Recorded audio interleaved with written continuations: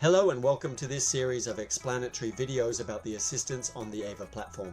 My name is Sylvain Langlais. I am a coach here and I will guide you through the demonstration of this assistant, which will help you with content generation, automating some of your tasks, web research, and transferring online research information, as well as collaborating with your colleagues and drafting content for your meetings. So enjoy watching and I'll see you at the very end.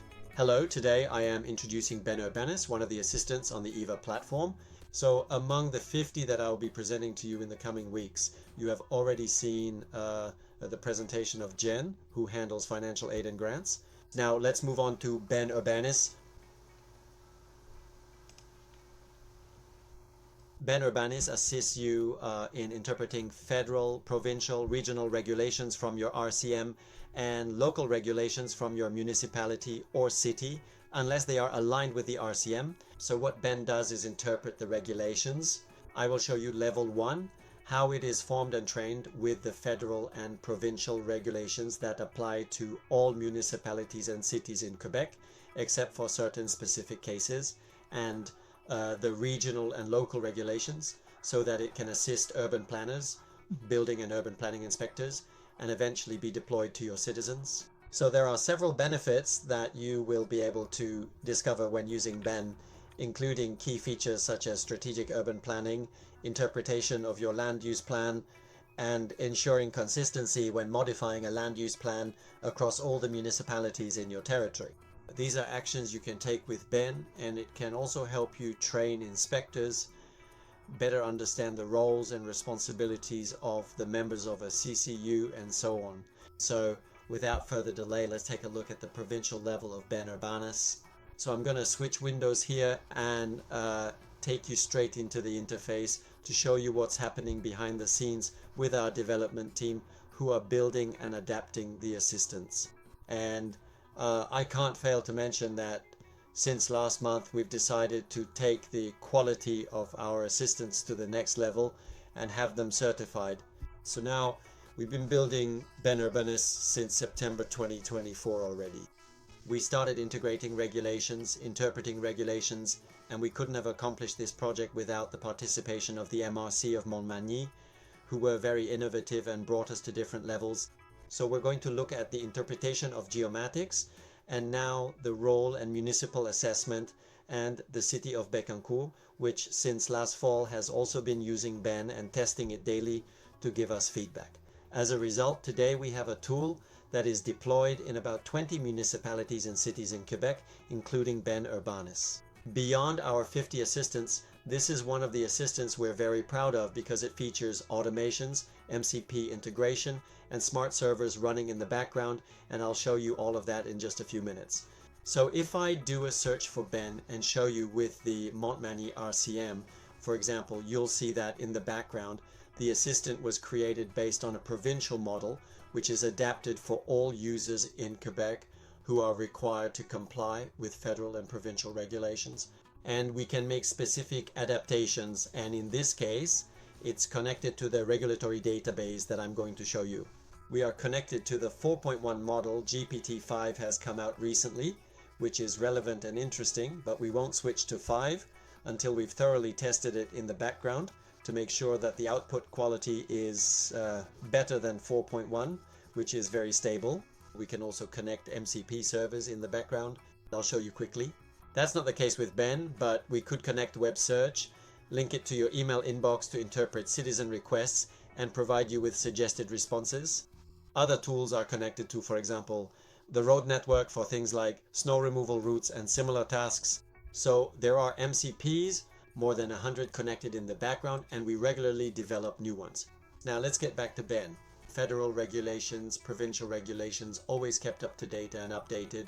We have a specialized firm that handles regulatory monitoring in the background to ensure that any changes are up to date and reflected in our assistant. Here we can see the annexes of the MRC. We could also connect to SharePoint. I'll show you a bit further down the list of CAPs, the regulations, and we're connected to certain websites, including the REFI, which allows us to monitor, and the imaging is currently being developed. It will be available soon, and we'll be able to see that it can interpret restrictions related to water courses. Are they in a public or private sector, public or private? So these will be interesting advancements for you to query the assistant on certain requests. Adding elements, I'll show you quickly. We can do it at level 2.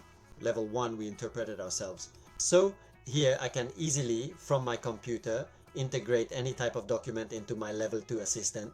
And I could also connect to my database in real time via SharePoint. So if there is a regulatory change, the assistant will be updated, and I could connect a website simply by giving it the site's URL here and naming the site to enable tracking. That's precisely what I wanted to show you for the initial level 1 assistant. Now let's see how it effectively works at the second level. Specifically regarding the customization of assistants, I'm going to proceed to the Montmagny RCM. Here we see the Montmagny RCM, which serves all the municipalities in the area by providing expert services from the RCM's urban planners. We started with 1 in the fall, then 2, 3, 4. Now all 10 municipalities have integrated a BAN urban planning assistant, which is now also connected in real time to geomatics. So I'm showing you here at level 2 a level that you control, which allows you to have your own autonomy. In addition to the level 1 instructions, we added a layer at level 2 to adapt it to the municipality of Saint-Fabien-de-Panay. All the level 1 regulations from the knowledge base are here and can be consulted. So you have access to see which regulations are at level 1. And locally we have the municipality's regulations. Here I could also, as I showed you earlier, add the municipality's website if it's relevant. If it's not relevant, we don't want to overload the assistant's knowledge base. And all of this is done in RAG mode, so with an interpretation quality that is as representative as possible of the regulations, which therefore need to be cleaned up. The structure of a regulation with use tables and rules needs to be cleaned up to ensure that the tools will interpret them correctly, whether at the federal, provincial, regional or local level. And we have an automatic data cleaning tool that is able to interpret the tables, reclassify them, and also interpret images and convert them into text so that we are able to interpret them. So it's our team that does this in the background, but we train you so that you can become autonomous and do it yourself. So now let's take a look at what a tool can actually do in urban planning. And I've kept some real examples for you that we're going to go through. And here I deliberately wrote, give me the properties with the names of the owners that have a value of 300,000. I'll come see you. At the same time, I'm going to give you a little message about the fact that it wasn't very clear. My prompt isn't very developed, but still, just to show you that we're able to open a server that we created in collaboration with geocentralis, which allows us to do smart searches and routine researches in the geomatics data in the background, in addition to the assistant's knowledge base. So it's currently searching for properties that have a value of 300,000, but I didn't say and above. That's why I wanted to show you this. I wanted you to see that the tool needs to be guided and needs to have concrete information. Otherwise, it's going to give us an answer like this. There are no properties worth exactly 300,000. Maybe there would have been one, but in this case there wasn't. So if I add and above, this is a continuation of the conversation. So it's going to give me the properties in the area that have a value. And by the way, all the information here is public for properties that have a value of more than $300,000. And if I add to it afterwards, once it's finished, because it's programmed to give us 70, if I'm not mistaken, it asks me if I want the GIS. If I had told it from the start, it would have provided it to me automatically, because when it's just a single property, it gives it to me automatically. It's programmed to give me the GIS when it's a lot registration number or a civic address, but when there are several, it will offer it to me if I make the request.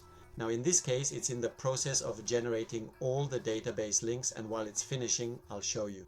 Now it reopens the geocentralis portal. We are now in the geomatics section. We have access to the lot. So as you saw earlier, it makes the association between a civic address, a lot number, and a registration number because the information is in the background. So we have the simplified property assessment sheet, which is public.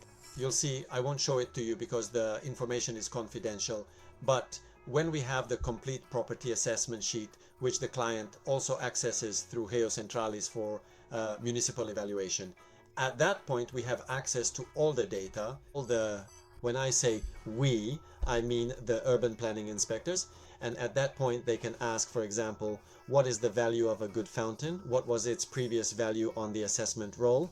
All the municipal information available regarding zoning, as we'll see, is all accessible, and the assistants are able to consult the databases in the background. So all the base maps, the ortho-ortho, the orthophotography, the other layers for the resort areas. Is there a charging station?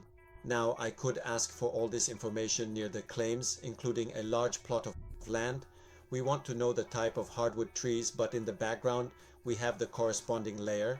The tool will be able to answer us. So if we go back to my interpretation, it gave me several lots. Now it was asking me if I want the complete list, an excerpt, etc. That was to show you the reverse search. Here I had prepared a second request. What are the constraints on the properties on Boughton Street? So here again we're using a smart search. I'm going to close the side of my page so that we have a full page. So it's still performing a smart search. During this time I also prepared a request as a pool owner, because we'll look at that right after. Now it's coming back to me. Here are the constraints identified for the properties located on Boutin Street in Saint-Fabien-de-Panay. None of the properties are subject to any constraints. We saw earlier that we have access to all the data regarding zoning or municipal information, and the tool is able to retrieve it. So the more layers you have that it can consult, the more information the tool will be able to bring back to you. We've reached this point with artificial intelligence tools, as I like to call it, with advanced computing and intelligent automation. We've reached the point where we can query and consult databases. So here, if I go back to Boughton Street, there are no wetlands, no regional parks, no agricultural zoning, permanent or wetland zones.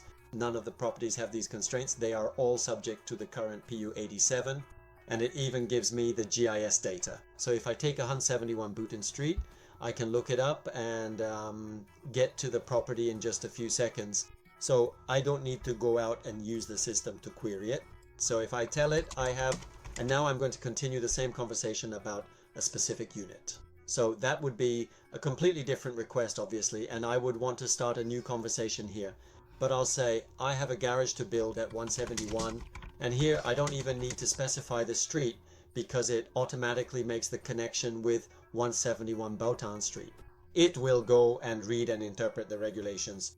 So here we're dealing with a standard request, not a smart search. It will contact the geocentralism database, but it will also consult all related regulations, whether federal, waterways, which in this case is unlikely, but provincial, regional, and local. And in the background, the tech team has developed a way to conduct specific searches based on the type of questions within a set of documents, which greatly reduces the possible rate of hallucinations and ensures the most accurate answers possible.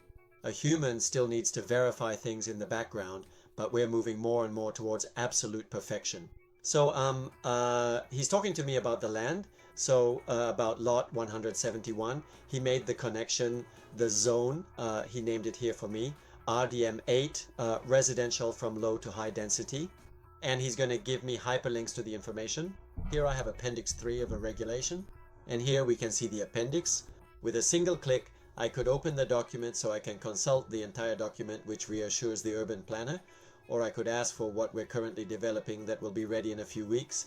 We will have the paragraph associated with the article that was used to generate the response, because AI generates a response based on probabilities of word associations, particularly syllables, letters, or groups of words, to produce an answer.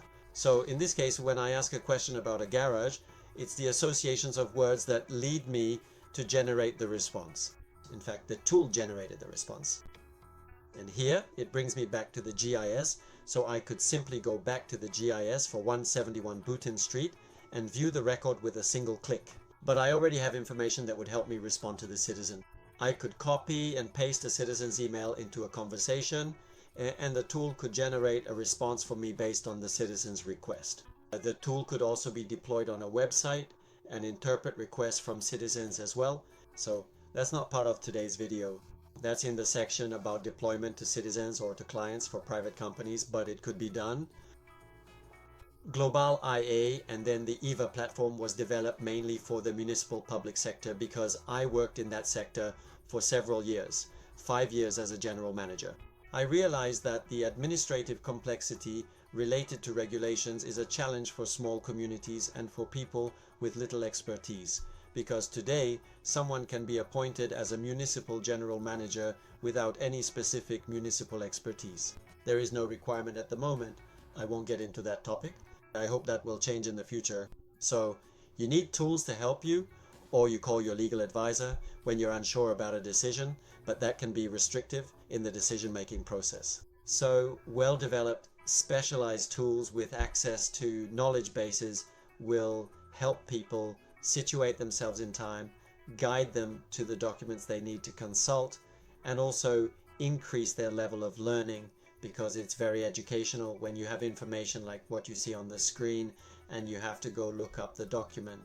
And instead of opening a stack of books, you have the link and the electronic regulation to consult and read. So if I were to say, what steps would I need to take to obtain a permit? So it could be a citizen. Of course, the urban planning inspector wouldn't have this type of answer, but just to give you an idea. And here there's a typo, but as I mentioned, the tool is able to make the connection. So fill out the application form. Here I could have the link to the form to be completed, and the tool could even help me fill it out. And it will give me all the information I need to go through my process. We see here that it's regulation 206. Again, 206. Still 206. Construction here, definitely. Yes. So these are ways to use advanced computing tools. I'll go back to the query I had pulled up here, just below. Here it is. Yes, I had started writing here. What are my obligations as a pool owner? It's a current topic right now with the regulatory obligations that will officially be imposed on me starting in September. But you'll see that the tool will consult all the regulations, including local ones, to give us information, again with links and the sources that were used in the background to generate the answer. So everything you know as an urban planner, but that a citizen doesn't necessarily know.